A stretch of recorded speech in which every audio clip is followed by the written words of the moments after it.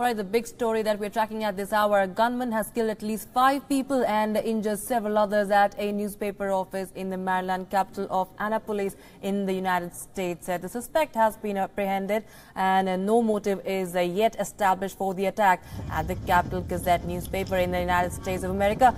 A reporter for the newspaper described the scene in the newsroom as being like a war zone, with reporters hiding under their desks for safety. TV footage showed people leaving the building, walking through a parking lot with their hands in the air. As a precaution, police forces have been deployed at offices of major media outlets in Baltimore and New York City. For now, police are treating the Annapolis shooting as a local incident and not one that involves terrorism. However, the police have said that it was a targeted attack, as the Capital Gazette had received several threats on social media earlier. The Federal Bureau of Investigation, or the FBI, is on the scene assisting local authorities. Meanwhile, President Donald Trump has returned to Washington, D.C. from Wisconsin after reports of newspaper shooting. Trump walked across the White House lawn without talking to reporters. Earlier, President had expressed condolences to the families of the victims and thanking the first responders on the scene. About the dead reporters in Annapolis. Do you have any words of condolence for the families, Mr. President? Why are you walking away? Why won't you come and talk to us about that? Yeah, I can confirm that we have the suspect in custody. They're currently interviewing him right now. The only other information that I have from questions that was asked earlier is we don't have an identification on him yet. We do know he's a white male, adult male, and the gun that was used is described as a long gun. So I don't have the specifics on that, but we do know it was a long gun. And as we continue to get information, we'll make sure that we continue to put that out. The building is secure from a tactical standpoint.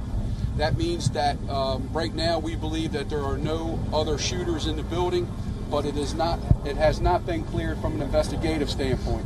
So once the QRT and the members of the SWAT team leave the building, the investigators will go in, and then we will start the process of putting the investigation together. Meanwhile, White House Press Secretary Sarah Sanders condemned the attack on Twitter. She tweeted, and I quote her here, "Strongly condemn the evil act of senseless violence in Annapolis. A violent attack on innocent journalists doing their job is an attack on every American. Our prayers are with the victims and their families and friends." Apple CEO Tim Cook called the shooting an attack on free press. He tweeted, and I quote, "Our democracy relies on the dedicated work of the free press. Today, our hearts are with everyone at the Capital Gazette, the Annapolis community, and journalists everywhere," unquote. Now, our U.S. correspondent Andy Roston has more on this story. Take a look. Once again, after a mass shooting, Americans are asking the question, why? Here's what we do know. The suspect, a white male, apparently shot his way into the building that houses the Capital Gazette.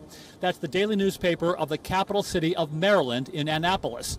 And apparently, he started shooting, and authorities responded very quickly, within a minute or so. But by the time they did, there were several dead and injured as well. Of those killed, 4 of them were killed right there in the building. And authorities say it doesn't look like this suspect took a lot of care in figuring out how to plan out this shooting. They said it was very haphazard, without a lot of planning. In fact, they found him cowering underneath a desk in the newspaper, and that's very unusual because usually mass murderers here in America either kill themselves or they are shot in a shootout with police. But in this case, police took the suspect into custody with no shots fired. We're told that he's being very uncooperative in police custody, so we don't know yet a motive for all this. Was he upset at the newspaper itself and the journalists, or possibly just someone inside the building? We don't know that yet. Also, authorities say they found some sort of incendiary device that the suspect had with him. That was neutralized. But in the meantime, there are lots of fears in newspapers around the country and news outlets over this. Again, without knowing exactly the reason why he did this, several newspapers, large newspapers, have started beefing up security here in America. But this newspaper, the Capital Gazette in Annapolis, Maryland, is more of a smaller newspaper. not really a large outlet. So there's a lot of grieving there going on. And until we learn more from the suspect about why he might have done this, or till we hear from his friends or associates or family members about why he might have done this, we just don't know. And we'll certainly have more information for you as we learn it. Andy Roaston reporting in Chicago for WION.